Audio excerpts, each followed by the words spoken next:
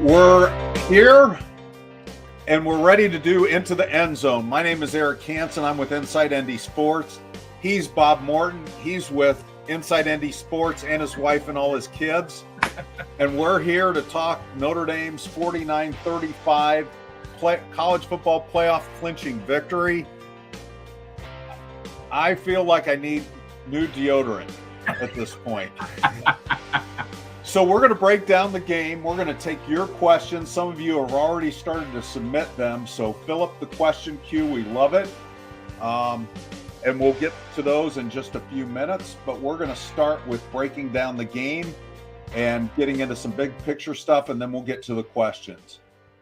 So, Bob, let's set the stage first. Notre Dame ends up finishing 11-1.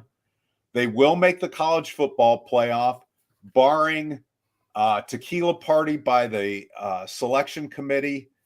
They will host a game right before Christmas in Notre Dame Stadium. And with Ohio State losing today, there's a chance Notre Dame could end up all the way to the number 5 seed. Now, I think realistically the 6, but it could end up being the 5, just depending how things play out in the conference championship games and what happens with Penn State. Penn State will probably stay ahead of Notre Dame, but maybe not.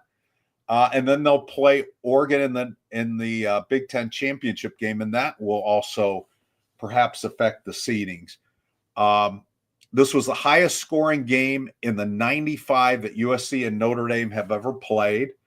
And just curious, what was your season prediction? What did you pick as Notre Dame's record? Did you have them 11-1? So I did. So I actually, I thought that we were a talented team, talented enough to go 12-0. But I hedged my bets on the fact that Notre Dame always lays one egg. I didn't expect it to be week 2 of the season. But yeah, so 11-1 is exactly where I thought they were. I'll have some Reese's Peanut Butter Cups delivered to my desk on Monday from some colleagues. But yeah, so that again, didn't expect it at NIU, but sure am happy it didn't happen at USC. One thing that we may or may not get some detail on in the press conferences, and that'll be on our post-game takeaway show. Tyler and I will be talking about that. Jeremiah Love did leave the game in the middle of the third quarter, looked like a lower leg injury. Didn't look super serious. I mean, he was actually trying to see if he could come back into the game. But we might get a little bit of detail on that. Xavier Watts did come back in the game and then made a 100-yard interception return after he went to the injury tent. So there must have been some magic in the injury tent. So, Bob, let's get your main takeaway from the game today. Yeah, I think that bottom line, I knew what I needed to know about our team and our growth from how we started the game. I just think defensively, having that 4th down stop early, offensively, just having a really dominating effort early. I've never seen Jeremiah Love run as hard as he was early in the game. My answers about the quality of our team was this is a team that I'm thankful to be able to watch and to cheer for, and I'm glad to be Irish. The answers for what kind of season we can have came later on. We're up 14. We give up seemingly another touchdown. We can't seem to stop this kind of jump ball on the outside that USC was running with frequency. And I looked to a friend of mine. I said, it feels like this game is slipping away from us, but we haven't trailed. And I don't remember a game recently where an entire game has gone by and our DBs haven't stood their ground. And so despite it being a game that for a lot of reasons Christian Gray will want to forget, he has 99 yards that he's going to want to remember. Xavier Watts making sure to fill up the stat sheet for somebody who didn't make the finalist list for the Thorpe Award with a 100-yard interception return. He didn't make a finalist for any of the awards. That's stunning. I think he had a better year this year. He didn't have the number of interceptions, but I think he's been better this year. 100%. And last year I felt that he was good, but a lot of it, there were overthrows, and he was just in the right spot at the right time. His coverage, his pursuit, his play has been better this year, a massive step up. So while he may not be on the award lists, I believe that his stock has only risen for what comes next for him. So having those, those 2 interceptions, the way Riley played throughout the entire game, with the exception of one throw, which was a little baffling to me, was just so impressive. His play is why we wanted him to be our quarterback at the beginning of the year. And then just, how many heads does the monster of our offense have? You can say 2. You can say it's Love and Price, but then you have to think Riley Leonard was running for 60-plus yards. You've got 2 tight ends with touchdown catches today. The receivers weren't used as much today, but I think somebody complained about that last week. We were using them more than the tight ends. There was just a lot to be really excited about. We've got some things to clean up, which we can talk about. But man, I think an 11-1 Irish team is not somebody I'd want to be facing over the next couple months. Let's talk about the offense a little bit. I know the defense made some big plays, and we'll also get into their play. But my first question, does Billy need to change his last name to Schruth? He was Billy Schruth throughout the game today. Well, Greg Danielson or Gary Danielson, it was Schruth and then Schruth and then Schruth, and he just kept changing it over and over again. I got to be honest with you. I could not, as an offensive lineman, be happier. Listen, I'm glad this game came Thanksgiving weekend. I am thankful for Anthony Knapp, Billy, however you say Schrouth. I'm thankful for Neil Wagner and Rocco Spindler and Pat Coogan. Those guys had an amazing game today. Anthony Knapp was run blocking like we haven't seen since, first, second game of the year. Entire offensive line was assignment sound for the most part. Anytime that Riley had pressure, in his face, it was because they brought a blitz and he was able to escape it more times than not. But I think in the run game, I think at one point we were up 239 to 75. And I was just thinking the game shouldn't be this close because we were so dominant up front. Right. So I also wanted to ask you about Mitchell Evans. I thought we saw as close to the Mitchell Evans as we saw of the 2023 version today with the 5 catches. And I just want to get your thoughts of him, both blocking and catching. Yep. Felt like last week we were starting to see a little bit of it. I would say we saw a very complete tight end package today, just from him and Eli Raridon. Cooper Flanagan was out there as well. But those 2 guys, I love how, they mentioned USC bringing the tight end in motion. I feel like we've done that more this year than anybody else with Eli Raridon coming and blocking. Mitch Evans is just such a great guy to plant outside a tackle to set the edge, but also just the sure hands that he has.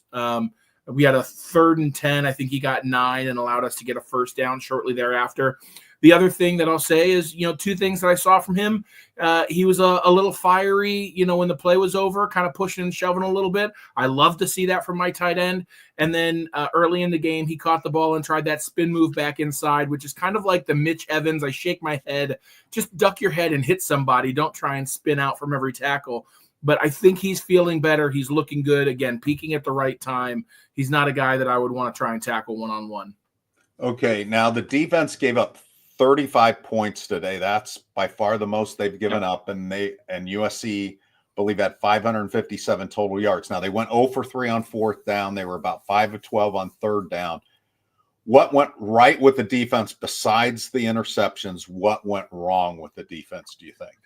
Yeah, I think what went right for the defense is a guy by the name of Drake Bowen, another guy by the name of Jack Kaiser. Those inside linebackers were a whole lot of fun to watch today. I think they caught it on camera one time, but Drake Bowen looked like Luke Kuechly playing for the Carolina Panthers, calling out the offensive play before an audible. He just saw something in the formation, literally told everybody what the play was, and then went in and was a part of making the tackle. They were just really good, and Drake was great in coverage today too. Was just a really great job from the linebackers. I didn't hear myself, saying Osbury or Snead's name near as much as I have the last few weeks. And I think some of that could be just the coverage that we were in more times than not, because ultimately, while our linebackers did really well, I think Riley Mills had a really good game. I'm glad he did not get thrown out after the one touchdown where he threw a punch. That was, listen, USC boys can say some things that make you want to throw a punch, but you got to have more self-control, and that was a big one.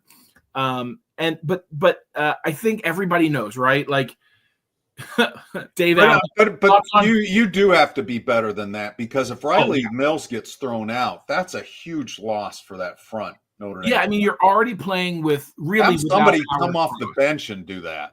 Yeah, I mean, you're already playing without Howard Cross for any meaningful minutes, to then lose your second inside lineman and the depth that you have. You had Rubio and Donovan Heinisch playing so many snaps today. It would have been devastating for that interior offensive line to try and keep going. And they were able to get pressure and stop up the run on some of those short yardage situations. A lot of the run game that we gave up was in longer yardage situations.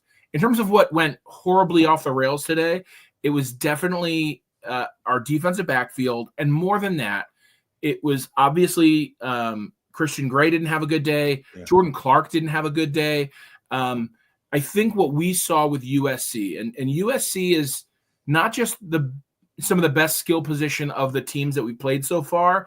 I think that they have just a really unique ability with Lincoln Riley as their coach. This quarterback doesn't mind getting the ball downfield, and they've got at least one 6'6" receiver, and then the other receiver is kind of a jump ball specialist. They are able to throw the ball open down the sideline more than any team that I've seen repeatedly in college football. And so for the most part, for Christian Gray or Leonard Moore or Jordan Clark or whoever's in coverage, they know that they just have to stay with the receiver for a certain length of time. And then that chaos, that constricting pressure of the defensive line, the front seven is going to get there. Today, Jaden Mayava basically dropped back, looked right, then threw left, and the ball was out in sub 2 seconds. And the USC wide receivers were able to get a step on the DBs pretty consistently. Now, I don't know if that's something they saw in Gray's coverage, or if that's something that they just saw he was having an off day and they really started attacking him, trying to draw penalties. But once they saw they could really get on, they could stack him on their back hip, they just attacked and attacked and attacked. I am not scared that is going to be a regular thing. I feel like if that's going to be a regular thing, we would have seen that weeks and weeks earlier. But it is something that he's got to find a way to shake that off and kind of get back in the groove of being the stud corner that's locked down half of the field for the entire season. Yeah, a couple thoughts from me on that. I thought Leonard Moore actually played pretty well. He had 5 pass breakups today. Yeah. I'm not sure when I've seen that stat given to one player in a game. It's been a long time if I've seen that before. And Eric, I'll just say this, they were true PBUs, man. They were him breaking on the ball, getting his hand on the ball. It wasn't like he was just pulling on the jersey and just throwing his hands up. You know what I mean? It was like him breaking up the pass so the receiver couldn't complete the catch. Continue. I want to tell the viewers, we appreciate you loading up the question queue. We are going to get to them. I have been starring them. Here's a couple of tips. If you're humorous in your question, that's bonus points. And if you don't make me do more math than my brain will allow, I may consider your questions as well. There's a couple more things I want to talk to Bob about before we get to the questions. One is, do you feel like this game in a weird way helped get Notre Dame playoff ready, because they haven't been playing NFL type personnel? USC doesn't have it everywhere on the field, but they have high talent in clusters. Do you think this was a blessing in a weird high scoring disguise? Yeah, I do. I think so. I don't even think it's in disguise, right? They were going against an offensive line who's not great run blocking, but they're pretty solid in pass protection, and we were able to get pressure. They were going against NFL-type wide receivers, which they're going to see. Maybe, Mayava is not the best quarterback they're going to face, but he played with nothing to lose, right? I to be honest, I'd rather play an Ohio State's Will Howard, who struggles to throw the ball 10 yards downfield, even though he's got elite wide receivers, than I would Jordan Mayava, who's got nothing to lose and is just throwing the ball up, knowing that his guys can go get it. And so I think that in terms of personnel, it was good for us to play this game. I also think it's really good to be in the fourth quarter and clench and clench pretty tight because you feel like this game might be slipping away. I felt it as a fan. I know players on that team felt like, oh my gosh, what do we have to do to get our offense moving, to get our defense off the field? How are we going to win this game? If USC scores, are they going to go for two? Like, all of those things start to come into play, from coaches to players. They all felt it. They all experienced it, and they overcame it to win by 14, 21 if you don't include the last second there. And so I feel as though you have to be ready for that. We've blown out so many teams that were not up to our level. When we're in the final 12 teams, we have to assume that 10 out of those 12 are on our level. And so being able to be ready for those tight games in the second half is really important. Today gave us a step in that direction. Okay, we are going to go to questions now. And we're going to start with Scott Fagan. Scott wants to know what unit played the best today. I think I could go really easy, Scott, and say the running backs played the best, but I think the running back is such a dependent position. So let me say, in my opinion, the offensive line dominated today. I mean, you're talking, it felt like we could have had over 350 rush yards if Jeremiah Love didn't go out. And obviously, Jadarian Price did a phenomenal job when his number was called as well. 1 yard for Jeremiah Love away from 200-yard rushers, and Jeremiah Love looked even better in the passing game. And so I just think the offensive line did better on the edges than I've really seen them do recently. It gives me some hope that we've seen some growth from O'Neal Wagner and from Anthony Knapp. But I just love those three veterans inside, none of them playing in the original position that they started the year in. They've just done some really, really good things, creating some creases. I would dare anybody to go back and look at the last 5-6 games of Jeremiah Love hitting the hole and tell me of a game that you saw him hit the hole harder than he did today. He was through these big creases in the defensive line, and it wasn't just his speed. It was the fact that the O-line parted the Red Sea, and he was just Moses. And so he just did a fantastic job of doing of taking what the offensive line gave him. So long answer to your short question, Scott, O-line takes the cake today. Dylan McCullough has done a marvelous job of rotating these guys throughout the year. Jeremiah Love had 121 carries going into today. Ashton Jenney from Boise had over 250 going into today. So he's obviously fresh. It showed up today. We got a question from Mike DeVoy. How many snaps did Howard Cross play? Seemed like we were getting gashed a lot inside. I didn't see Howard go into the game. He warmed up, and he was still listed as questionable. They didn't move him off of that status. I know he practiced a little bit last week.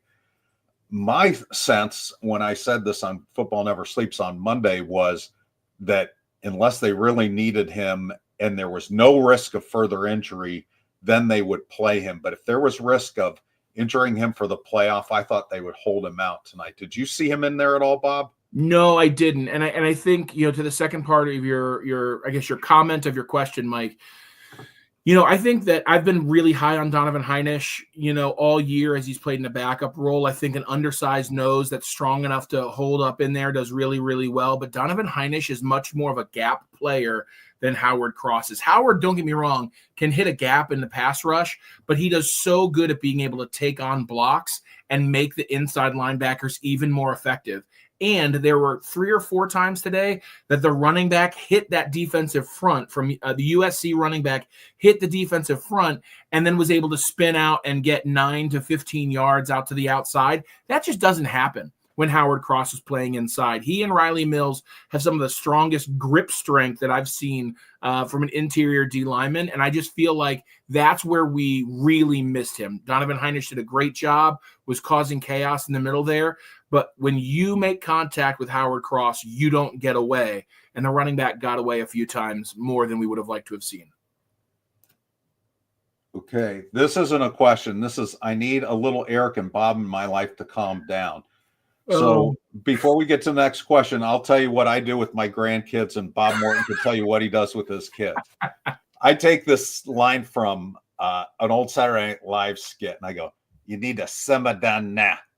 And they start laughing and they forget why they were all hyper and mad or whatever. And that works every time. How about you, Bob? How would you calm down Brian?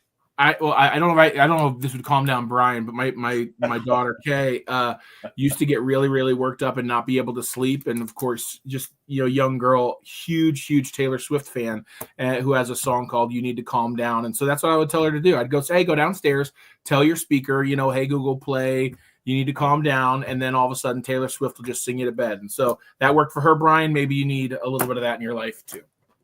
Yeah, I'll tell you, one time I wanted to punish my grandkids and I started singing it to them and they thought it was good. So it didn't work. It backfired. Okay. Kicking issues remain. That's kind of a question. We'll do it. Kicking issues remain. Mitch Jeter made all of his extra points today. He did miss a pretty short field goal, hit the upright, and it bounced out. So now Notre Dame is 3 of 11, including 1 of 5 from Jeter since Mitch Jeter had the injury. So what's your level of concern, Bob, as Notre Dame goes into the playoff with basically, 3 weeks before the playoff game? Yeah, I mean, listen, it feels like kicking issues remain everywhere all over the country, right? I mean, you just watched number 2 team in the country missed 2 field goals today that helped them, drop in the game with the team up north. And I think that when it comes down to it, games will be won and lost in special teams. And Mitch Jeter has not looked the same since pre-injury. I think it's something that we have to note. I think that if there's always kind of the grid, the matrix of when do you go for it and when do you kick it, and how close do you need to get in order to kick one at the end of the game. I think that we need to adjust the math to understand that maybe we're not as confident as we were at the beginning of the year. But at the same time, I've also watched Mitch Jeter, be able to kick from 50 plus and put points on the board. And so I jokingly have always said I'm just not a fan of kickers because I feel like when I've done my job to get us to 35 yards, you should just be able to split the uprights. But, truth be told, like as a team, the offense needs to do their job to try and put 7s on the board. And all we can do is just ask Mitch and the kicking unit, special teams unit, to do everything in their power to get healthy and to be ready to go. It's such a momentary position. And I wish, for you, Joe, and for everybody else, I wish for myself that I could give you some really, really comforting words. I wish I could sing you a little song that would calm you down. But I just think that we have the type of special teams that can win more games for us than they will lose. And I rest on that fact. Okay. I thought this was funny. That's why we've talked about Christian Gray. Thoughts on Gary Gray? I mean, Christian Gray, what a way to bounce back. Now, Gary was after you, right? Or did he overlap you? Gary was after me. He came in the very next class, I think. Yeah, he was. Yeah. So, listen, this was going around in my text threads during the game too, okay. Right? And the Gary Gray reference? The Gary Gray reference. Wow. Yep. Gary Gray got beat in at Michigan Stadium for the game, and so that kind of sticks in the lore of former players.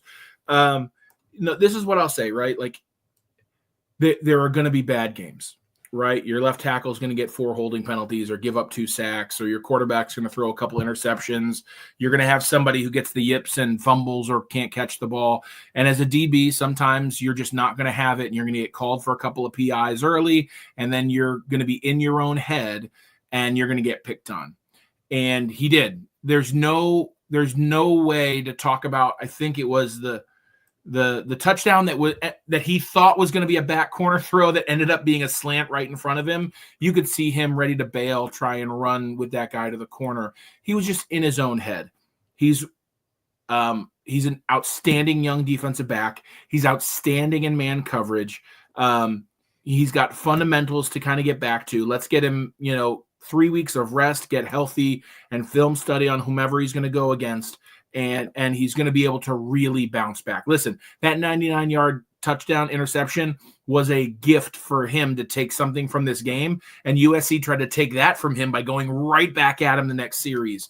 I just think that you take this win, you take it as a team win, you get some rest, and you start to get your swagger back as an individual player, and 3 weeks is the perfect amount of time to do that. So bounce back in game, but I think the next game is going to be the big bounce back for Christian Gray. Here's what I think also is key as Notre Dame gets into the playoff. They've been trying to get Carson Hobbs ready to take some snaps during a game. Obviously, today wasn't the day to do that. Tay Johnson as well. Maybe the extra 3 weeks will help them. But USC threw it 49 times today, and they bring those receivers at you in waves. It's not just the same guys every play. They have a deep rotation. And somebody brought that up in Football Never Sleeps. They wondered if that should be a concern. And I think, that's a lot to ask. I don't remember Gray or Leonard Moore coming out of the game today. That was a lot of snaps for them to take. Agreed. So, okay, we will go to this. Eric, I need a drink or three. Look, we do not have a no drinking rule on Into the End Zone. So you have our permission to have the drink. We cannot provide it for you because I don't think we are in the same location as you. You do have our permission and our blessing to drink. Ryan asked about Love and Price, and Ryan is a regular in my live chat on Wednesday, and he always asks very good questions he always picks out who the best players are. So if I have to give out game balls, I just go to whatever Ryan says. We've talked about Jeremiah Love a little bit already, but Jadarian Price, do you think let's say if that had been a long-term injury, and we don't think it is, the lower leg injury, do you think Jadarian Price is a number one type back? Do you think he could handle the volume and also handle all the high stress situations? I'm sure they would rotate Aeneas Williams in, but what do you think about Jadarian if he had to carry more of a load? Yeah, listen, I've been very loud on my love for Jeremiah Love, right? I think that the puns reign supreme when Jeremiah is when Love is in the air or he's running with tough love, but Jadarian Price is a starting running back. Not here at Notre Dame this year.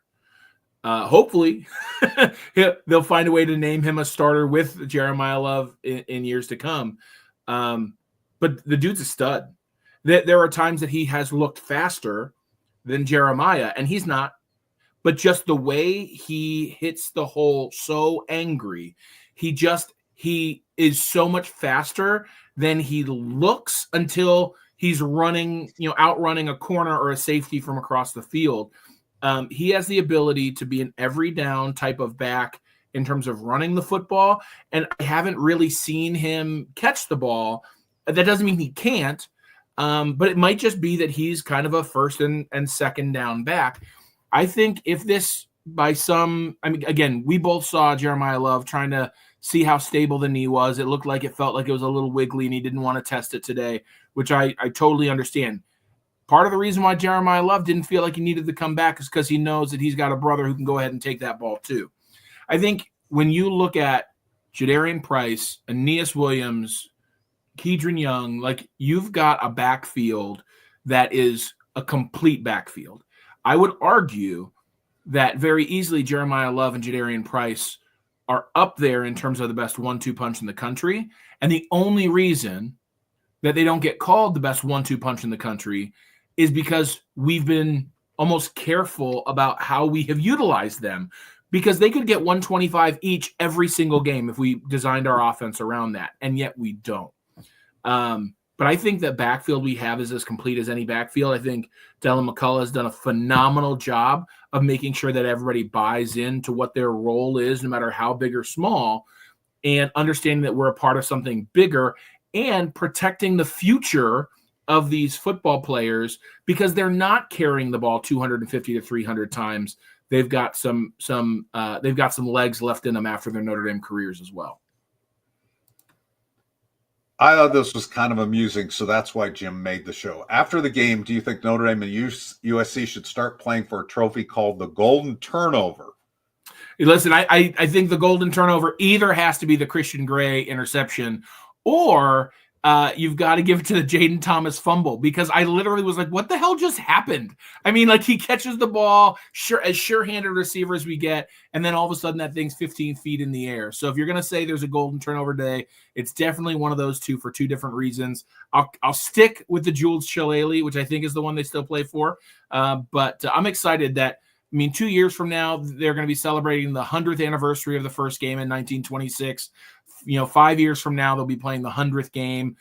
This is a rivalry that needs to stick around. The Big Ten needs to, figure its stuff out. And I think, listen, I won't call it. This is something from earlier in the match. You were earlier in the match, the show. You were talking about what happens with the college football playoff. I would be shocked to see us in the 5 seed. I think we deserve it, but I do think the college football playoff and college football in general really wants to drive home the point that they want us to be in a conference. And so I would be shocked if, even if Penn State loses by 100, they don't stay in 5th and keep us in 6th. And I hope the Big Ten can figure out this rivalry between USC and Notre Dame, because it's going to be good for Big Ten as well as it is for college football. The 6th seed isn't bad. You get the 11, which is still going to be a pretty good team. Then you would probably play the ACC champion, which would be now either SMU or Clemson. Clemson lost today. Yep. But they had finished their ACC schedule. They had the tiebreaker with Miami. Miami loses, so it's Clemson versus SMU. So that's a possibility there. Just a real quick thought on Ohio State losing to Michigan. Yeah, listen, I'm kind of shocked on that one. I feel like the entire year has felt kind of like this game for Ohio State. They are they've got the better talent. On paper, they should win every single game. They've got a guy that I would have dreamt of playing for as an offensive coordinator. They've got talent everywhere, a little weaker on the offensive line maybe than everywhere else, but they just don't seem to have the killer instinct to really get the ball downfield. They kind of play a really conservative game. Reminds me of a lot of years that Brian Kelly was kind of running things here at Notre Dame, where we didn't really get the ball downfield a whole lot, and we could stay in every game, but we weren't really capable of winning the big one. And, Michigan they played the Michigan brand of football. It's ugly. It's gross. I don't like to watch it even, but defensively they kept the ball in front of them, and, 2 missed kicks and Ohio State drops. I'd be shocked unless Ohio State can win the national title if Ryan Day isn't moving on sometime in the offseason. Okay. Well, with that, I need to remind myself that Bob lives close enough to me that he can put me in a headlock. So if you like Bob's commentary on here, you'll want to read him on Facebook. Bob, tell us about your column on Facebook and where people can find that. Yeah, it's Notre Dame Strong and True. Just my insider thoughts to Notre Dame football. Facebook.com/strong ND True. And we need to cut this off now because we've gone into overtime, and I do not want Heather Morton to come after me with a rolling pin. So thanks, everybody, for the great questions and the great comments. Tyler, James, and I will be back later tonight with post-game takeaways. Everybody have a great time, and we'll see you after the playoff game if Bob will join us then. Of course. Go Irish.